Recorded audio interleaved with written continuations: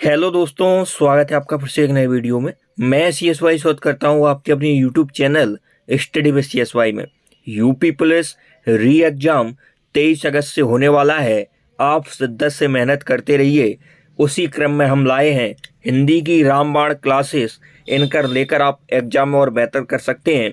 यदि आपने पहले एग्जाम दिया था जो कि कैंसिल हो गया है, उसमें हमारी क्लासेस से डायरेक्ट क्वेश्चन पूछे गए थे, उसी प्रकार री एग्जाम में भी डायरेक्ट क्वेश्चन पूछे जाएंगे। बस आप इन क्लासेस को लेते रहिए। आज हमने टॉपिक उठाया है हिंदी साहित्य कवि एवं रचनाएं।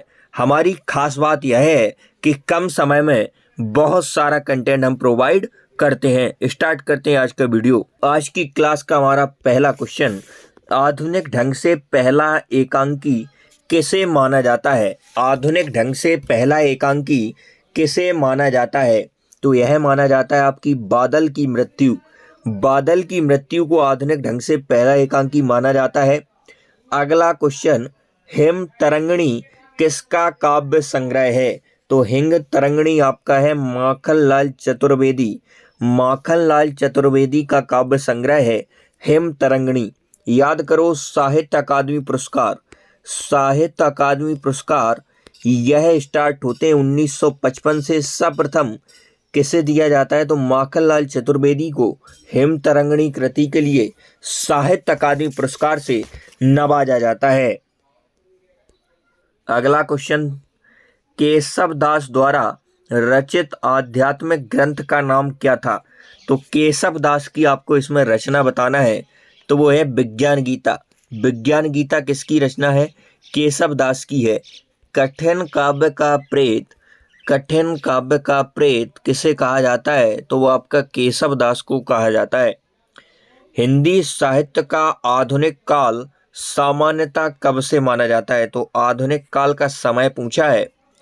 आधुनिक काल आपका माना जाता है 1850 ईस्वी से आधुनिक काल माना जाता है। रामचंद्रिका की रचना किसने की थी? तो रामचंद्रिका के रचनाकार हैं केशव। केशव रामचंद्रिका के रचनाकार हैं। सीता वनवास से संबंधित एक काव्य रचना कौन सी थी? तो सीता वनवास से संबंधित आपकी रचना है प्रवाद पर्व। प्रवाद पर्व की रचना है, यह है आपकी सीता वनवास से संबंधित रचना। ज्ञानदीप किसकी रचना है? तो ज्ञानदीप किसकी रचना है? यह है शेख नबी की रचना है ज्ञानदीप। शेख नबी की कौन सी रचना है? ज्ञानदीप है। जयशंकर प्रसाद जी की पहली कहानी कौन सी थी? तो जयशंकर प्रसाद जी की पहली कहानी कौन सी थी? जयशंकर प्रसाद की पहली कहानी थी ग्राम। ग्राम किसकी कहानी थी? जयशंकर प्रसाद की। साकेत, साकेत किसकी रचना है? यह है आपकी जयशंकर प्रसाद की। साकेत रचना जयशंकर प्रसाद की नहीं है, यह मैथिली शरण गुप्त जी की है। जयशंकर प्रसाद की यदि हम बात करें तो यह उपनाम इनका क्या है? कलाधर। तो कलाधर उपनाम से कौन रचनाएं लिखता था? तो वो जयशंकर प्रसाद लिखते थे। छायावाद के चतुष्पद में जयशंकर प्रसाद जी का स्थान है। इनकी जो पहली कहानी है वह तो ग्राम है, लेकिन यदि आपसे पूछे कि इनकी पहली कविता कौन सी है, पहली कविता, तो पहली कविता है इनकी सावन पंचक। सावन पंचक इनकी पहली कविता है और पहली कहानी है ग्राम। कलाधर उपनाम से रचनाएं कौन लिखता था? जयशंकर प्रसाद लिखते थे। उर्वशी, उर्वशी भी इनकी रचना है, यह चंपू काव्य है। चंपू काव्य उर्वशी किसकी रचना है? जयशंकर प्रसाद की है। चंपू काव्य होता क्या है? तो गद्य और पद्य दोनों में जो रचना होती है वह है आपका चंपू काव्य होता है। झरना किसकी रचना है? जयशंकर प्रसाद की है। आंसू, आंसू हिंदी का मेघदूत इसे कहा जाता है। आंसू इनकी रचना है। आंसू किसकी रचना है? जयशंकर प्रसाद की है। और छायावाद की पहली रचना झरना को माना जाता है। इसे पहली प्रयोगशाला कहा जाता है। कामायनी बहुत बार पूछा गया है, कामायनी किसकी है? जयशंकर प्रसाद की है। लहर भी किसकी है? भी आपकी जयशंकर प्रसाद की हो जाएगी। और कामायनी में कितने सर्ग हैं, यह क्वेश्चन भी पूछा गया है। तो कामायनी में 15 सर्ग हैं। इसमें 3 सर्ग आपके इंपोर्टेंट होने वाले, एक मनु, एक श्रद्धा और एक आपका ईडा। मनु, श्रद्धा, ईडा, यह 3 सर्ग महत्वपूर्ण है। मनु का मतलब मन होता है, श्रद्धा का मतलब होता है हृदय, और ईडा से तात्पर्य है बुद्धि से। अगला क्वेश्चन, श्री रामचरितमानस की रचना किस कवि ने की थी? तो श्री रामचरितमानस की रचना कौन है आपके? तुलसीदास जी हैं श्री रामचरितमानस के रचनाकार। इसके बाद बात करें हम सूरदास की, तो वात्सल रस का सम्राट, वात्सल रस सम्राट किसे कहा जाता है? वात्सल रस का सम्राट कहा जाता है आपके सूरदास को। साहित्य लहरी किसकी रचना है? साहित्य लहरी यह आपकी सूरदास की रचना है। इसके बाद बात करें सूरसागर, सूरसागर किसकी रचना है? यह भी सूरदास की है। साहित्य लहरी, सूरसागर यह आपकी सूरदास की रचनाएं होने वाली हैं। कबीर, कबीर की रचनाओं का संग्रह बीजक नाम से है। बीजक के आपके 3 पार्ट हैं, 3 पार्ट हैं बीजक के, साखी, सबद और रमैनी। यह रचनाएं किसकी हैं? कबीर जी की हैं। इसके बाद बात करेंगे हम तुलसीदास जी की, तो इनकी प्रसिद्ध रचना श्री रामचरितमानस है। यह श्री रामचरितमानस किस भाषा में इन्होंने लिखा है? तो अवधी भाषा में लिखा है श्री रामचरितमानस को। इसमें 1074 के समथिंग दोहा है। इसमें कांडों की बात करें तो 7 कांड हैं और इसमें प्रधान कौन सा रस है? तो भक्ति रस इस पूरे जो श्री रामचरितमानस है इसमें प्रधान है।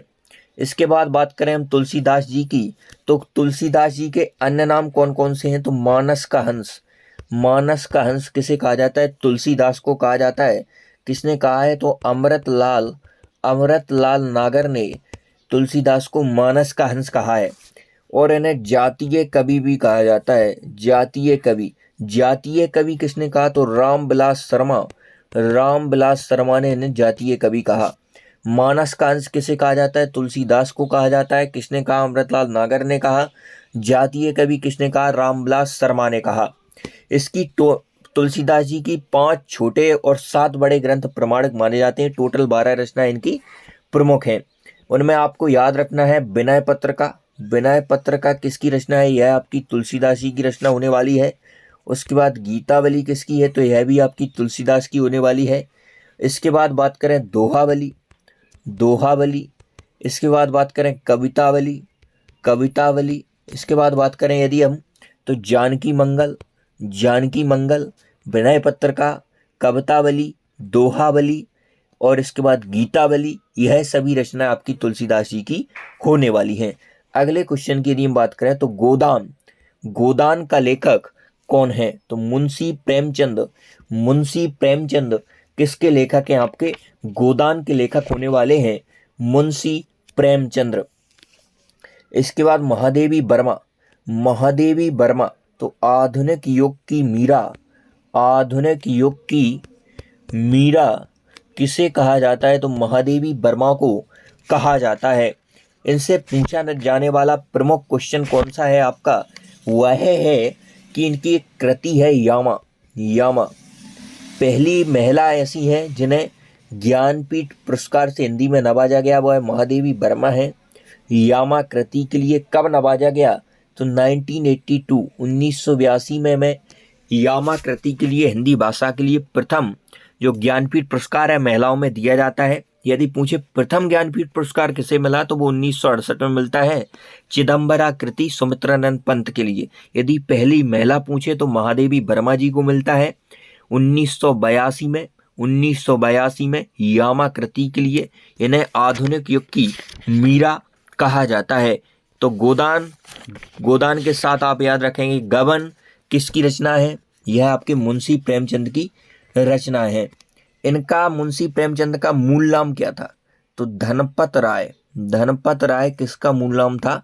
यह मुंशी प्रेमचंद जी का मूल नाम था धनपत राय। प्रेमचंद्र नाम किसने दिया? तो एक उर्दू के कवि हुआ करते थे दया नारायण निगम, इन्होंने प्रेमचंद को प्रेमचंद नाम दिया है। प्रेमचंद को प्रेमचंद्र नाम किसने दिया? उर्दू के कवि दया नारायण निगम ने इन्हें यह नाम दिया। उपन्यास सम्राट इन्हें कहा जाता है। उपन्यास सम्राट किसे कहा जाता है? तो वह आपके प्रेमचंद को कहा जाता है उपन्यास सम्राट। शरद चंद्र चट्टोपाध्याय ने इन्हें उपन्यास सम्राट कहा था। प्रेमचंद का पहला उपन्यास बहुत पूछा जाता है, पहले उपन्यास का क्या नाम है? तो कायाकल्प इनका पहला उपन्यास है हिंदी भाषा का। और पहला उपन्यास जो उर्दू में लिखा था वो था असरारे मुआबिद। इसके बाद इनके प्रमुख उपन्यास आपको याद रखना है। एक आप याद रख लेना रंगभूमि। तो रंगभूमि किसका उपन्यास है? ये प्रेमचंद्र का है। उसके बाद कर्मभूमि, कर्मभूमि यह भी आपका प्रेमचंद्र का होने वाला है। गोदान तो आपने पढ़ ही लिया है। उसके बाद गबन, उसके बाद प्रतिज्ञा, गबन के बाद प्रतिज्ञा, रंगभूमि, रंगभूमि, इसके बाद सेवा सदन, सेवा सदन, और इसके बाद आप याद रखना मंगलसूत्र। मंगलसूत्र इनका ऐसा उपन्यास, ऐसी रचना है जो अधूरा रह गया था, तब तक इनकी मृत्यु हो गई थी। तो क्वेश्चन पूछा जाता है प्रेमचंद्र की कौन सी रचना है जो अधूरी रह गई थी? तो वो मंगलसूत्र है जो अधूरा रह गया था। रंगभूमि किसकी रचना है? प्रेमचंद्र की है। गोदान गबन किसकी है? प्रेमचंद्र की है। कर्मभूमि, रंगभूमि, सेवा सदन, प्रतिज्ञा, यह सभी रचनाएं आपकी प्रेमचंद्र की होने वाली हैं। 11 नंबर क्वेश्चन, हिंदी का प्रथम समाचार पत्र 1826 ईस्वी में कहाँ से प्रकाशित हुआ था? तो हिंदी का प्रथम समाचार पत्र आपका कलकत्ता से प्रकाशित हुआ था। सूरसागर के रचयिता कौन है? तो सूरसागर के रचयिता है आपके सूरदास। सूरसागर, सूरसारावली, साहित्य लहरी, इन सभी की रचना किसने की है? सूरदास ने की है। इसके बाद नेक्स्ट, निम्नलिखित में से रीति काल का कवि कौन है? तो रीति काल के कवि हैं आपके बिहारी जी। बिहारी जी रीति काल के ऐसे कवि हैं जो अपनी एकमात्र रचना के कारण इतने फेमस हुए, बिहारी सतसई। इसके बाद बात करें हम अगले क्वेश्चन की, तो अगला क्वेश्चन है आपका सूरदास जी कौन से काल के संत कवि हैं? तो सूरदास कौन से काल के कवि हैं? तो सूरदास हैं आपके भक्ति काल के कवि। कौन से हैं आपके? सूरदास हैं। निम्नलिखित में से कौन सी रचना सूरदास जी की नहीं है? नहीं पर आपको विशेष फोकस करना है। कभी कभी एग्जाम में हम क्या करते हैं, नहीं को स्किप कर देते हैं, है समझकर आंसर दे देते हैं। तो सूरसारावली है, साहित्य लहरी सूरदास जी की है। सूरसागर, सूरसागर, साहित्य लहरी, सूरसारावली है सूरदास की रचनाएं होने वाली हैं। रमैनी, रमैनी सूरदास जी की नहीं है, कबीर जी की है। कबीरदास जी की कौन सी रचना है? रमैनी। जो मैंने डिस्कस किया है ऊपर, बीजक, बीजक किसकी रचनाओं का संग्रह है? वो कबीरदास जी की रचनाओं का संग्रह है। कौन सा है? बीजक है। इसके ही 3 भाग हैं। इसके ही कितने भाग हैं? इसके ही 3 भाग हैं। साखी, सबद, रमैनी, साखी, सबद, रमैनी। कबीरदास जी के गुरु का नाम क्या था? तो रामानंद, रामानंद इनके गुरु थे कबीरदास जी के। और यह जो संग्रह है बीजक, यह इनके शिष्य थे एक धर्मपाल। धर्मपाल ने किया था 1464 में, 1464 में किया था। हिंदी साहित्य को कितने कालखंडों में विभक्त किया गया है? तो हिंदी साहित्य को कितने कालखंडों में विभक्त किया गया है? तो 4 कालखंडों में विभक्त किया गया है हिंदी साहित्य को। आधे अधूरे किस विधा की रचना है? तो यह नाटक है। आधे अधूरे, मोहन राकेश का यह नाटक होने वाला है आधे अधूरे। सूरदास के पदों में कौन सा रस नहीं पाया जाता है? तो भयानक रस इनके पदों में नहीं पाया जाता है। उसके बाद 19 नंबर क्वेश्चन की यदि हम बात करें, निम्नलिखित में से छायावादी रचनाकार कौन है?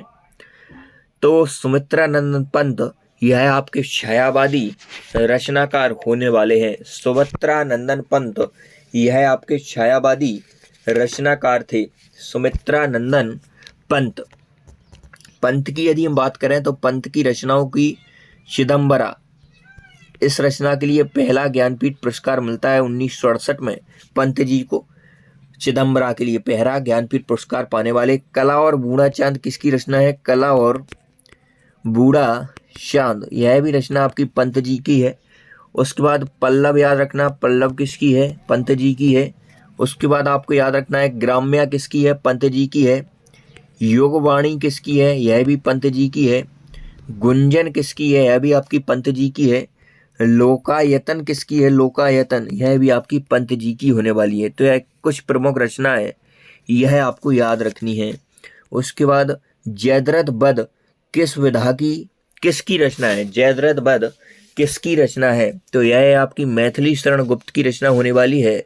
जयद्रथ वध मैथिली शरण गुप्त की रचना है, जयद्रथ वध। उसके बाद आपको भारत भारती याद रखना है। भारत भारती, यह रचना किसकी है? यह रचना मैथिली शरण गुप्त की है। पंचवटी, पंचवटी किसकी है? मैथिली शरण गुप्त की है। मेघनाद वध, मेघनाद वध भी किसकी है? यह भी मैथिली शरण गुप्त जी की है। आधुनिक युग का तुलसीदास किसे कहा जाता है? आधुनिक युग का तुलसीदास आपकी मैथिली शरण गुप्त जी को ही कहा जाता है। इसके बाद गुरुकुल किसकी रचना है? गुरुकुल, यह भी मैथिली शरण गुप्त की है। किसान भी मैथिली शरण गुप्त की है। गुरुकुल भी मैथिली शरण गुप्त की है। जयद्रथ वध मैथिली शरण गुप्त की है। तो प्रमुख रचनाएं हमने पढ़ ली है मैथिली शरण गुप्त की। यदि मैथिली शरण गुप्त से क्वेश्चन पूछा जाएगा तो इन्हीं रचनाओं में से आएगा। जयद्रथ वध, गुरुकुल, किसान, साकेत, भारत भारती, पंचवटी और मेघनाद वध। और आधुनिक युग का तुलसीदास किसे कहा जाता है? मैथिली शरण गुप्त जी को कहा जाता है। भारत भारती रचना 1912 के बाद गांधी जी ने इन्हें राष्ट्र कवि कहा था। तो कई बार क्वेश्चन पूछा गया है कि मैथिली शरण गुप्त को किसने राष्ट्र कवि कहा था? तो महात्मा गांधी जी ने कहा था भारत भारती रचना के बाद 1912 में। तो कौन सा कवि है जिसे राष्ट्र कवि की उपाधि दी जाती है? वो है मैथिली शरण गुप्त जी। उसने कहा था कहानी के लेखक कौन है? तो चंद्रधर शर्मा गुलेरी कहानी के लेखक है, उसने कहा था। उर्वशी किसका काव्य है? तो उर्वशी आपका काव्य है रामधारी सिंह दिनकर का। रामधारी सिंह दिनकर का कौन सा काव्य है आपका? उर्वशी रामधारी सिंह दिनकर। महादेवी वर्मा अभी हमने पढ़ा यामाकृति, इन्हें ज्ञानपीठ पहली महिला है जिन्हें ज्ञानपीठ से नवाजा गया था। यामाकृति के लिए 1982 में। रामधारी सिंह दिनकर की यदि हम बात करें तो उर्वशी कृति के लिए इन्हें दूसरा ज्ञानपीठ पुरस्कार हिंदी में 1972 में मिलता है। 1972 उर्वशी कृति के लिए ज्ञानपीठ पुरस्कार किसे मिलता है? तो रामधारी सिंह दिनकर को मिलता है। पंजाब में हिंदी का प्रचार किसने किया था? तो पंजाब में हिंदी का प्रचार श्रद्धाराम फिल्लोरी ने किया था। श्रद्धाराम फिल्लोरी ने पंजाब में हिंदी का प्रचार किया था। इसके बाद अगला क्वेश्चन यदि हम बात करें तो वो है हिंदी साहित्य के इतिहास में प्रसिद्ध कबीरदास, सूरदास, महावीर प्रसाद द्विवेदी, प्रेमचंद, हरिवंश राय बच्चन आदि किस प्रदेश से हैं? तो ये सभी हैं आपके उत्तर प्रदेश से। कहाँ से होने वाले हैं? उत्तर प्रदेश से होने वाले हैं। कबीरदास, तुलसीदास, सूरदास आदि कौन से काल के संत हैं? तो यह सभी आपके भक्ति काल के संत होने वाले हैं। भक्ति काल के संत होने वाले हैं कबीरदास, तुलसीदास और सूरदास। इनकी रचनाओं को हमने बड़े अच्छे तरीके से ऊपर पढ़ा है। निम्नलिखित में से कौन अष्टछाप का कवि है? अष्टछाप के कवि इसमें से आपके सूरदास होने वाले हैं। सूरदास कवि होने वाले हैं। अष्टछाप के कवि कौन है? सूरदास हैं। अष्टछाप सूरदास की कृतियां एक बार से और रिवाइज कर लें आप तो कौन कौन सी हैं? सूर सागर, सूर सारावली, साहित्य लहरी, यह किसकी कृतियां हैं? सूरदास जी की हैं। वात्सल रस का सम्राट किसे कहा जाता है? सूरदास जी को कहा जाता है। रौनकता आगरा में 1478 में किसका जन्म होता है? तो यह जन्म होता है आपका सूरदास जी का। अष्टछाप की बात आ गई है यहाँ पे। अष्टछाप, तो अष्टछाप का पूरा पोस्टमार्टम कर दें अष्टछाप का पूरा पोस्टमार्टम कर देते हैं। तो अष्टछाप मतलब 8 शिष्यों का समूह है। 8 शिष्यों का समूह है। आप बस वीडियो अंत तक बने रहिए। इतना कंटेंट आपको दिया जाएगा इसमें कि आपको साहित्य में अलग से कुछ पढ़ने की ज़रूरत नहीं है। 2 से 3 क्लासेस हमारी रहेंगी, वही पढ़ लेना। तो जो अष्टछाप है इसमें 8 टोटल कवि थे। एक विट्ठलनाथ और एक थे बल्लभाचार। कहानी सुनना बड़े अच्छे तरीके से। बल्लभाचार और एक विट्ठलनाथ। बल्लभाचार और विट्ठलनाथ। तो विट्ठलनाथ ने 1565 में, कब? 1565 में, 1565 में अपने 4 और बल्लभाचार के 4 शिष्य, विट्ठलनाथ के 4 शिष्य और बल्लभाचार के 4 शिष्य, टोटल मिलकर 8 शिष्यों के नाम से अष्टछाप बनाया था। अब इसमें अष्टछाप में जो कवि थे वह थे कुंभनदास,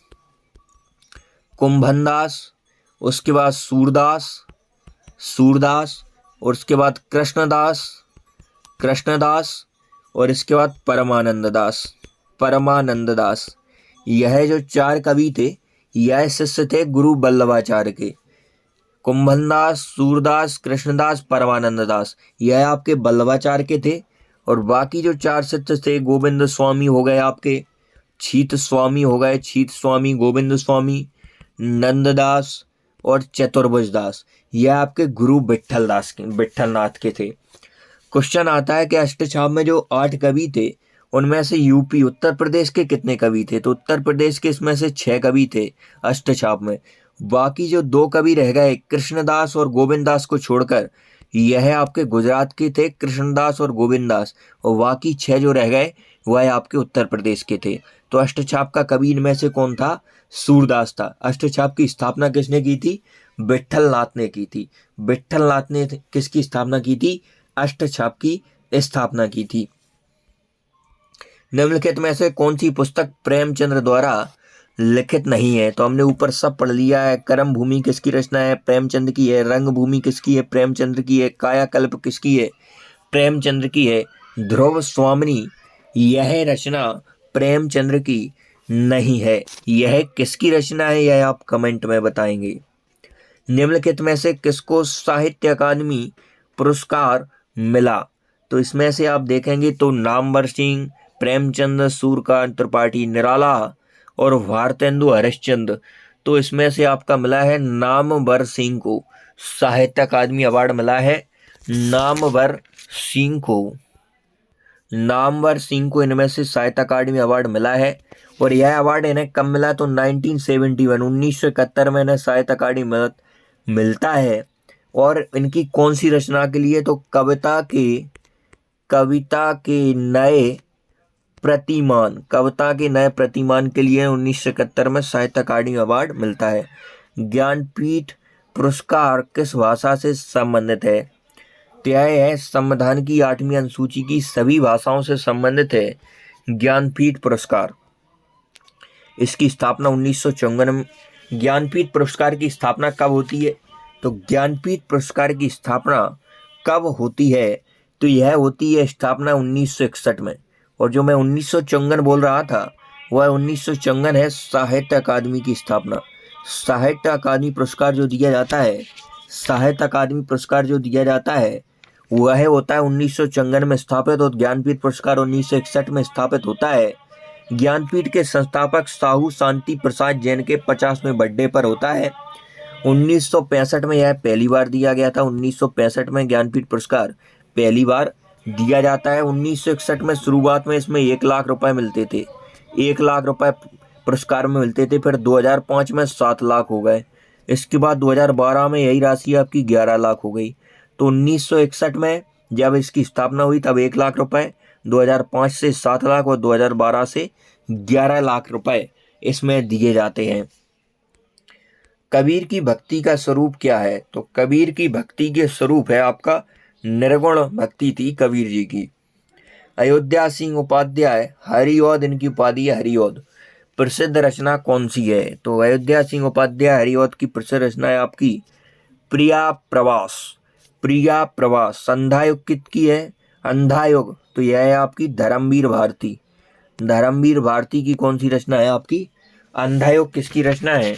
यह है आपकी धर्मवीर भारती की रचना है अंधायुग। इसके बाद अगला क्वेश्चन, फणीश्वर नाथ रेणु द्वारा रचित उपन्यास कौन सा है? तो इनका उपन्यास है आपका कौन सा उपन्यास है? मैला आंचल। फणीश्वर दास रेणु, मैला आंचल। और एक और याद रख लेना, कितने चौराहे भी रचना किसकी है? फणीश्वर दास रेणु की है। मधुशाला हरिवंश राय बच्चन की है मधुशाला। इसके बाद अगले क्वेश्चन की यदि हम बात करें, इनमें से कौन सी मीराबाई द्वारा रचित रचना नहीं है? तो गीत गोविंद किसकी रचना है? गीत गोविंद रचना मीराबाई की है।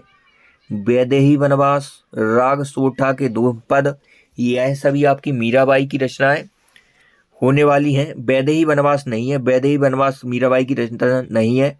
राम गोविंद है, राग गोविंद है या राग गोविंद, गीत गोविंद और राग सोठा के पद, यह मीराबाई की है। वैदेही वनवास इनकी नहीं है, वैदेही वनवास नहीं है। सत्यार्थ प्रकाश उपन्यास के लेखक सत्यार्थ प्रकाश दयानंद सरस्वती जी। वेदों की ओर लौटो, पृथ्वी रास रासो किस लेखक की रचना है? तो चंद्रवरदाई की रचना है पृथ्वीराज रासो। यह हिंदी का प्रथम महाकाव्य माना जाता है। पृथ्वीराज रासो किसकी रचना है? चंद्रवरदाई की रचना है। कौन सी है? पृथ्वीराज रासो। पृथ्वीराज रासो वीरगाथा काल में, रासो साहित्य में हिंदी में वीरगाथा काल में रखा गया है। जो रासो नाम से रचनाएं हुई हैं, जैसे खुमाड़ रासो दलपति विजय की है, बीसल देव रासो नरपति नाल की है। यह जो रासो नाम से रचनाएं हुई हैं उन्हें वीरगाथा काल में रखा गया है। हिंदी के पहले महाकवि चंद्रवरदाई माने जाते हैं। हिंदी में इनमें से कौन सी गजानन माधव मुक्तिबोध इनकी उपाधि है? दी द्वारा रचित रचना नहीं है। तो चांद का मोहे टेढ़ा है। चांद का मोहे टेढ़ा यह किसकी रचना है? यह गजानंद माधव मुक्तिबोध की रचना है। चांद का मोहे टेढ़ा है।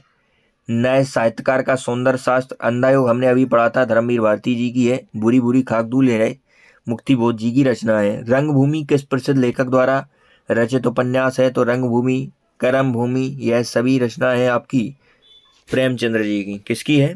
प्रेमचंद्र जी की है। प्रेमचंद्र जी की रचना है यह सभी। रंगभूमि, कर्मभूमि, उपन्यास सम्राट किसे कहा जाता है? प्रेमचंद्र को कहा जाता है। इसके बाद अगला, तुलसीदास जी द्वारा रचित प्रसिद्ध महाकाव्य कौन सा है? तो श्री रामचरितमानस यह तुलसीदास द्वारा रचित प्रसिद्ध महाकाव्य है। इनमें से कौन सी जयशंकर प्रसाद जी की प्रसिद्ध रचना है? कामायनी इनकी फेमस रचना है। परिंदे कहानी निम्न वर्णित में से किस कथाकार की है? परिंदे, परिंदे हो जाएगी निर्मल वर्मा। निर्मल वर्मा की प्रमुख रचना है परिंदे। निर्मल वर्मा की प्रमुख रचना कौन सी है? परिंदे। यह कौन सी कहानी है? कहानी है निर्मल वर्मा की। कौन सी है? परिंदे। परिंदे कहानी के लेखक निर्मल वर्मा। मिर्जा गालिब किस शासक के दरबारी कवि थे? मिर्जा गालिब बहादुर शाह जफर के कवि थे। मिर्जा गालिब। बीजे किसकी रचनाओं का संग्रह है? भाई साहब कबीर की रचनाओं का संग्रह है। कौन से शिष्य ने किया था? तो धर्मपाल ने इनकी रचनाओं का संग्रह किया था, धर्मपाल। इसके 3 भाग हैं, साखी, साखी, सबद, रमैनी। साखी, सबद और रमैनी। तुलसीदास जी द्वारा रचित रामचरितमानस में कितने कांड हैं? तो इसमें आपके 7 कांड हैं। वैसे महाकाव्य की शर्त होती है कि 8, लेकिन यह अपवाद से महाकाव्य में रखा गया है। रमेश चंद्र साय को विनायक रचना के लिए सन 2014 में साहित्य अकादमी पुरस्कार से सम्मानित किया गया। इस रचना की विधा है, तो यह किस रचना की विधा है? साहित्य अकादमी अवार्ड मिला था 2014 में विनायक रचना के लिए। यह क्या है? तो यह आपका उपन्यास है। अंधेर नगरी नाटक के रचयिता कौन है? अंधेर नगरी के आपके भारतेंदु हरिश्चंद्र।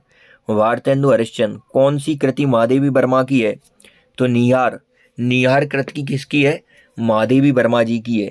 निहार किसकी है? महादेवी वर्मा की। कौन सी कृति महादेवी वर्मा की है? तो निहार है। क्वेश्चन रिपीट हो गया है।